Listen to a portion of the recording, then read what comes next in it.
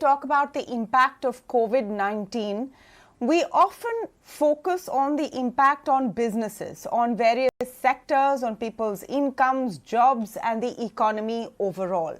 One place where we forget to talk about the impact and which has really shaken up things is in the educational sector. Students from very young ages to seniors, to graduates and postgraduates have seen their educational journey interrupted because of COVID-19.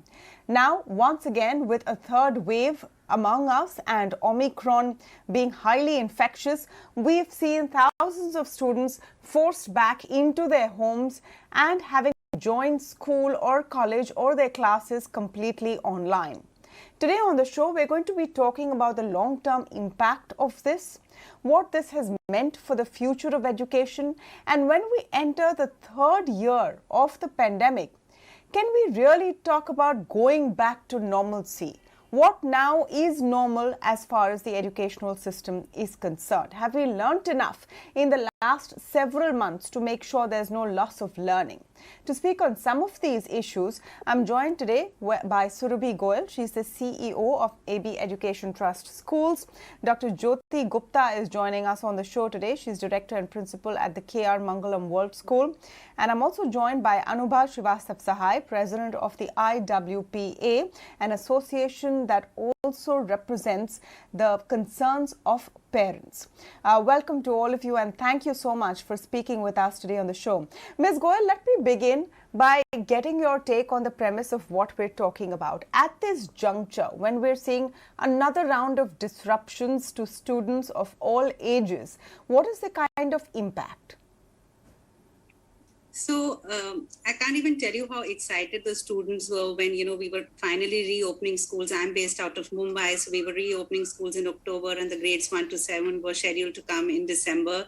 There was absolute euphoria, the children were so excited. So obviously now to go back into a lockdown is, very, very disheartening, not only for the, the teachers, the parents, but of course for the students as well. But, just currently, if I were to speak about exactly like this month, the cases have really gone through the roof. So, it is almost impossible to imagine opening the schools, in the current situation. Of course, we know that all of those who have been infected have, fortunately, only, mild symptoms and, things are not as they were in the second wave. But it's very, very sad. And all I can say is that I'm hoping this wave rides out quickly and we can restart school as quickly as possible.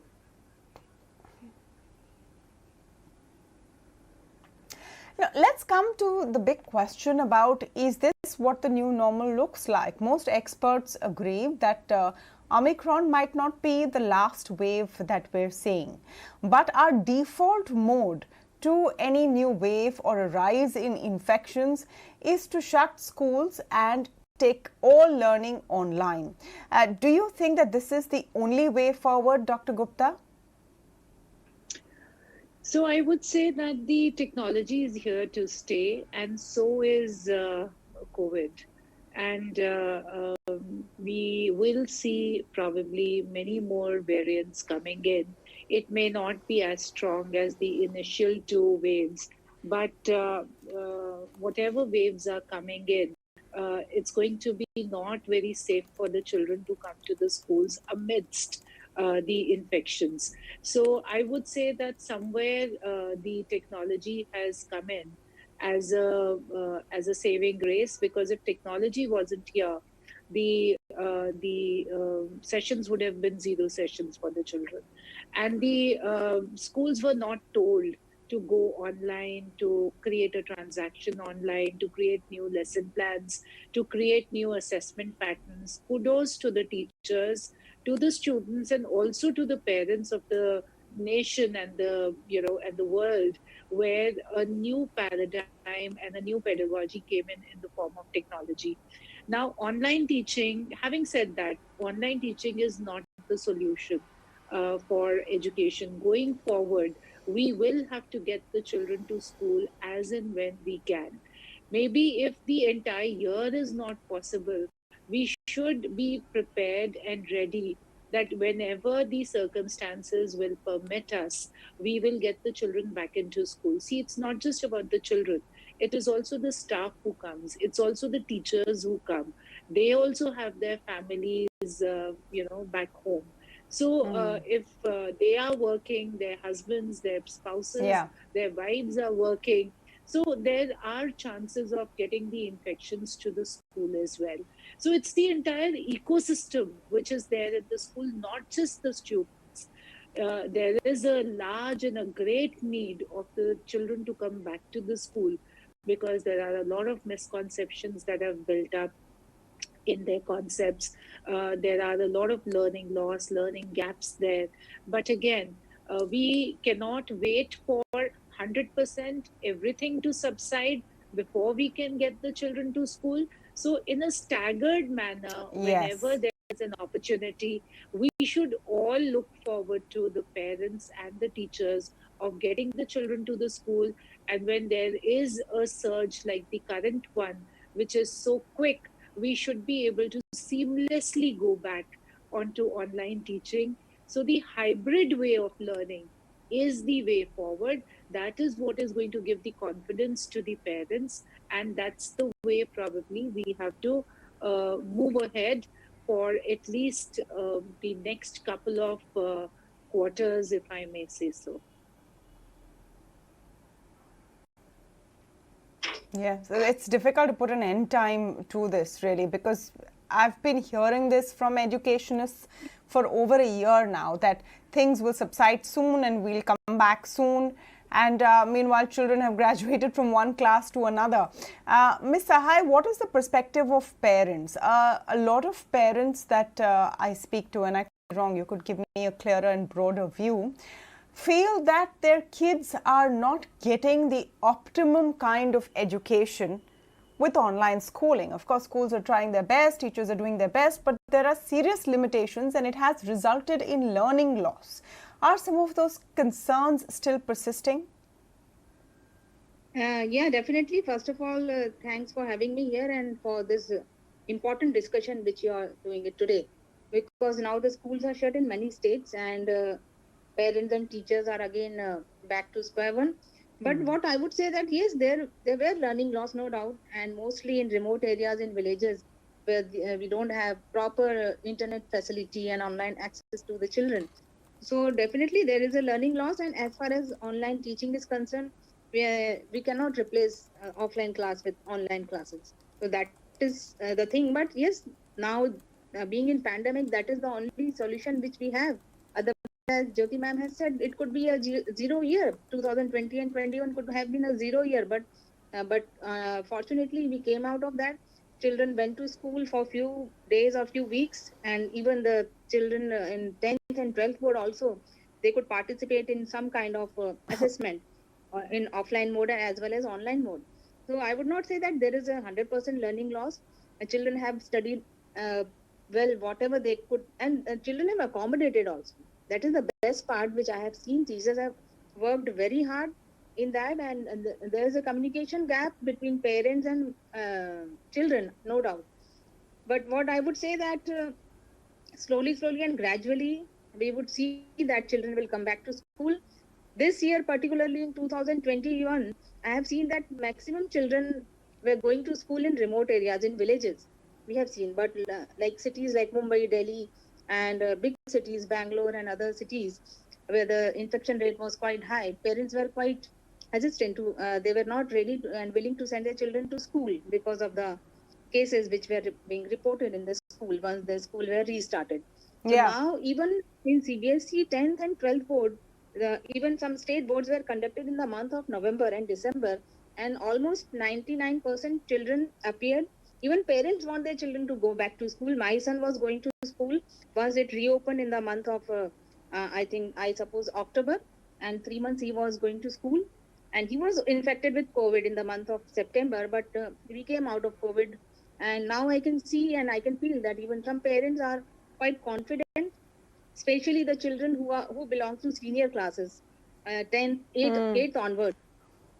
As far as primary and pre-primary is concerned. Now, you know what is going to be perhaps the game changer is that now children 15 and above are also eligible for vaccination and have got at least one vaccine, and since it's the Covaxin, within 28 days they will all get their second dose. But the point remains, and let me come to Ms. Goyal on this, and let's go broader than what's happening in Mumbai, Delhi or our schools. Let's look at India overall, and let's look at how other countries are dealing with this crisis. So many countries, the United States especially, has now resorted to things like rapid action tests every day or every alternate day for kids so that you're safer before you come in. Many epidemiologists really believe that, especially for younger children, there is no real concern with COVID-19 and the infections are extremely mild. The learning loss they suffer is much more harmful. Do you think we need to broaden our horizons on how to deal with these surges now? So, Taman, I absolutely agree. There are many schools in India who are also, when they had their senior students come in, were testing every week. But let me give you a school perspective to this, right? So testing is expensive. You can't expect the staff to pay for it. And it's also difficult for the school to shell out money to test, the staff, and also for the parents to test their children, every week or every alternate days. So that remains a concern, which is, not true for maybe the US universities where they've been testing students every alternate day. The other issue that happens is, of course, the school buses haven't started. So it's very difficult for parents to bring in and drop in their students and take them back. So this is also a very reasonable operational issue that has been happening, getting students to come back to school. But the biggest problem that schools are facing is that now we say, abroad in US and all the classroom sizes are small. Now in India, we typically have 45, 50, 60, 70 students in class. Now, how am I to maintain social distancing? So obviously only half the number of students can come in, which means the other half would have to remain at school because suddenly my school size cannot become double, or I cannot have twice as many teachers if I distribute them in two different classes as well, which means half the students would still have to be at home while say roll number 1 to 25 is in school and studying, and roll number 26 to 50 is at home. So the teacher will have to figure out how she can engage with students both online and offline. So, these are some of the real challenges that schools are facing in kind of getting the hybrid learning, method to stay. But having said that, even getting the students to come in, even for a few hours, does make sense. So to answer your questions, I think, yes, we should start the school, get students to come in. COVID is here to stay. And, we just need to be agile, as Dr. Jyoti said. Maybe start school, close down the school, but whatever little window also we get, we should just make sure that, students are coming into school as far as possible.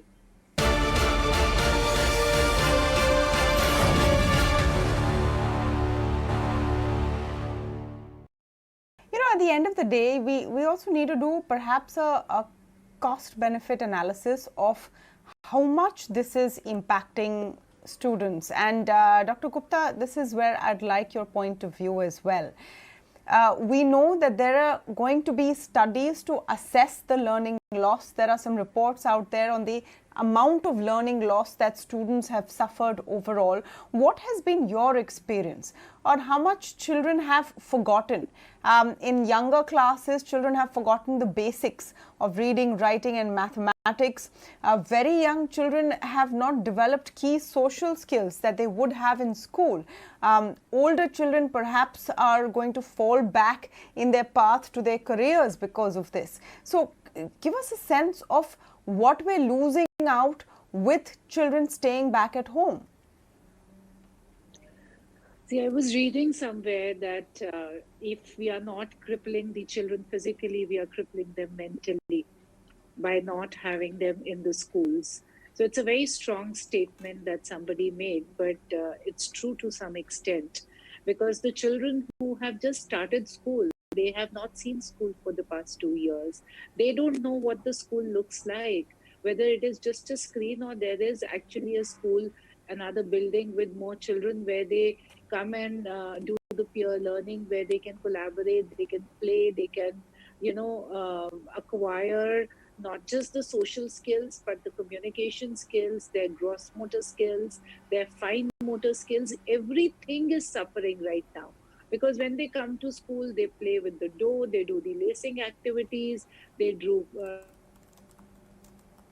coloring, they do drawing, they run around. So everything that they do in the school, every space is a learning space, and every skill and competency that they have to acquire when they are this young, that's important for them. The foundational literacy and numeracy that we are talking about in the new national education policy, that, and there are so many reports. The latest ACER report also says that our children who are in class 5 are not able to comprehend what a class 2 child should be knowing.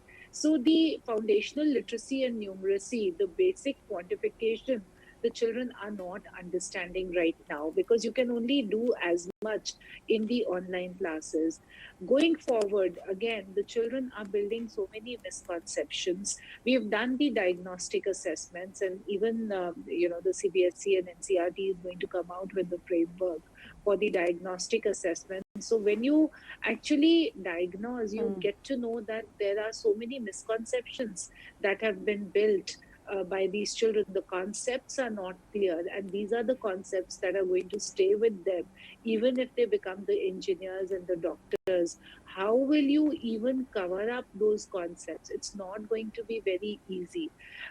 Just imagine the children who are going to go into the engineering or the medicine. They've not done school for the 2 years, so they've done the shortened syllabus, they've done the even the curriculum has been divided into 2 independent terms. The assessments have not been very, very fair. Last year was only dependent upon what the schools could score in the earlier years. So the actual scores of the children were not, not depending upon their competency. So when we will realize this, maybe in another 2 or 3 years, it will probably be very, very late at that point in time. That is why I go back to what I said earlier, that whenever the opportunity permits, we should get the children back into the schools. We should not wait for the entire year. So these children can come back, and some activities can be done with these children. When I say activities, means the academic activities can be done with these children when they are in school. So a lot of learning gaps are there, and the sooner we realize them, I think the better it will be.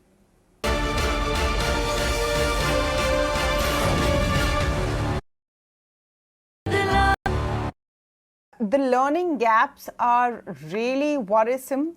What's really worrisome also, and here it's a catch-22, Ms. Sahai, because I understand fully well as a parent the concerns about sending your children to school when there is a virus out there for which vaccinations are not available to them. They've just been made available for one section of children.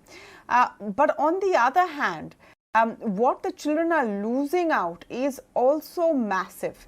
Do you think that we need to now have clarity on how to move forward and get all the views in one place so that the kids don't suffer? Because the fact is that the same children who go out to shopping malls with their parents, or to holidays, or to restaurants, or to friends' houses, or to playgrounds have not been let into school for a lot longer. Yeah, I do agree with what you have said, but see, as far as parents' mentality is concerned, I'm telling you, maximum parents are not in favor of sending their children to school because they fear that they don't know how their child will be treated at school, how they will be managing the children, whether the child, because suppose a parent who is going to a mall or maybe some shopping complex or wherever they are going, they're under the supervision of the parent. That is what I have. Whatever discussion we had with so many parents, that was the biggest concern, that whenever we are going out, the child is under our supervision. But in school, we don't know whether the teacher or whether the principal or the staff will be wearing masks or not.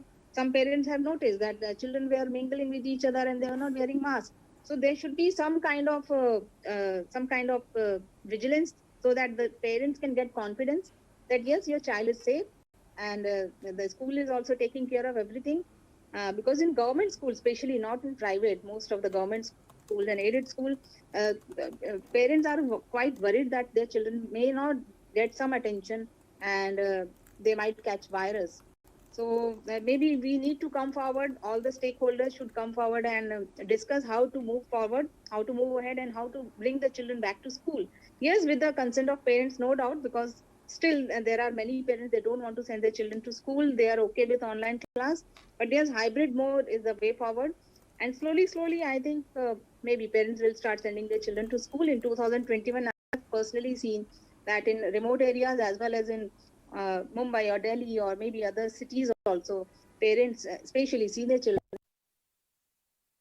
So this year also, I feel maybe once the third wave is over, parents will send their children back to school. And after vaccination also, many parents are going to send their children to school. Yeah. So perhaps when vaccinations are rolled out for all classes, the attitudes will change. But if Omicron has taught us anything, it is that even after 2 vaccinations and maybe 1 round of infections, you can get infected again. So our entire tolerance level to the idea of children getting infected, the whole idea to how much the damage is if they don't go to school versus the harm of getting COVID, all of those solutions need to be found. Those conversations need to start happening right now about how hybrid schooling can actually work practically. A long way to go, and the cost of this could be the future of our children. Thank you so much to all of you for joining us on the discussion today.